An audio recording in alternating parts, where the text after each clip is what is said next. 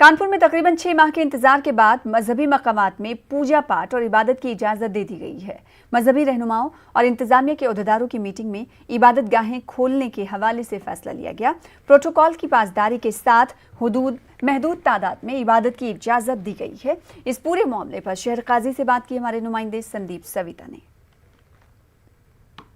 16 मार्च 2020 से इबादत गाहें बंद थी और अनलॉक होने के बाद कई शहरों में और कई सूबों में ये इबादत गाहें खोली गईं, लेकिन कानपुर में लगातार 6 महीनों से इबादत गाहें बंद रहीं। लेकिन आज एक मीटिंग के बाद कुछ फैसले हुए हैं, जिसके बाद अब इबादत गाहें खुलेंगी। आइए जानते हैं, हमारे साथ शहर काजी साहब मौजूद हैं, इनसे बात करते हैं कि किस तरह के फैसले हुए हैं, क्या बताया गया है, किस तरह के पालन करने नियमों को क्या करना है। असल में गवर्नमेंट की गाइडलाइन आई थी अभी तकरीबन 20-22 दिन पहले ही कि 21 तारीख के बाद से 150 लोग बैक वक्त बैठ सकते हैं, मीटिंग कर सकते हैं, जुड़ सकते हैं। उसी के यहाँ पर उसी के मद्देनज़र रखते हुए अब ऐसे तो मुझे नमाज़ पढ़ने के लिए जाना है, तो मेरी जिम्मेदारी ये बनती है कि हम जो है वुज़ू घर से करें, टॉयलेट का इस्तेमाल घर पे करें, सैनिटाइज़र उसके साथ जाएं और सैनिटाइज़र वहाँ भी इस्तेमाल करें, जूते सही जगह पर रखें, अपनी जायनमाज़ ले कर के जाएँ, वहाँ पर भी जा कर के भी साबुन का इस्तेमाल करें, फासले के साथ नमाज़ पढ़ें, जो सोशल डिस्टेंसिंग का एक ज़ाब्ता है। ये नहीं कि चिपक के खड़े होकर जैसे चिपक खड़े होकर नमाज़ पढ़ते हैं। इन चीज़ों को एहतियात करते हुए अगर हम ये करेंगे तो कोई प्रॉब्लम नहीं आएगी। आमतौर से 5 वक्ती नमाज़ों में 10, 15, 20, 25, 30, 40 लोग होते हैं तो कोई प्रॉब्लम नहीं है, लेकिन जुमे के दिन की नमाज़ में पेचीदगियाँ हैं बड़ी हुई। तो बहुत सी मस्जिदों में अक्सर 100, 200, 300, 400, 500 आदमी होते हैं। उसके लिए ज़िम्मेदारों को, ख़ासतौर से मुतवल्लियान को और अइम्मा को, जो इमाम हैं नमाज़ पढ़ाते हैं, इनकी ज़िम्मेदारी ये हो कि गेट पे किसी को खड़ा कर दें।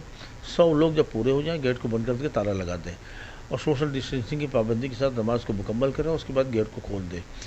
इसमें मेरी आवाम से ये अपील है कि जिस आपने कोशिश जद्दोजहद की और अल्लाह की मदद आई, तो अब यहाँ तक आई, आगे और आ सकती है।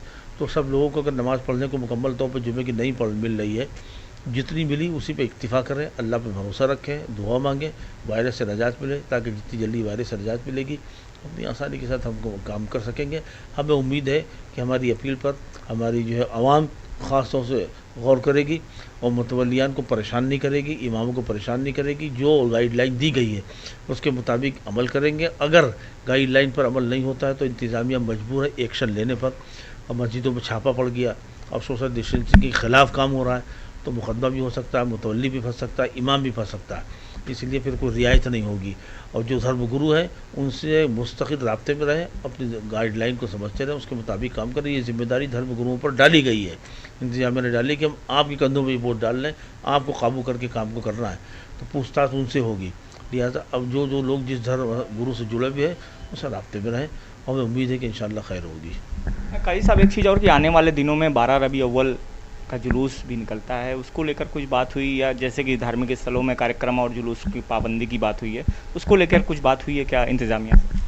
जुलूस है, मजहबी प्रोग्राम्स हैं, इसकी कोई इजाज़त नहीं है। ये बात वाज़ेह तौर पर इंतज़ामिया ने कही है, डीएम साहब ने, कप्तान साहब ने, कि इसकी कोई इजाज़त नहीं। ये सिर्फ धर्म स्थल का मैटर है, नमाज का मैटर है और आस्था का मैटर है, इसलिए इसकी इजाज़त दी जा रही। बाकी किसी चीज़ की, जो भी अभी त्यौहार आ रहे हैं उसमें कोई उसकी गाइडलाइन अलग आएगी। जिस तरह से देखा कि काजी साहब का साफ तौर से कहना है कि कोरोना की बनाई गई गाइडलाइन के पालन के साथ ही इबादत गाहें खुलेंगी और उसका अगर उल्लंघन होता है तो उस पर कार्रवाई भी की जा सकती है। कानपुर से संदीप सविता, न्यूज़ 18।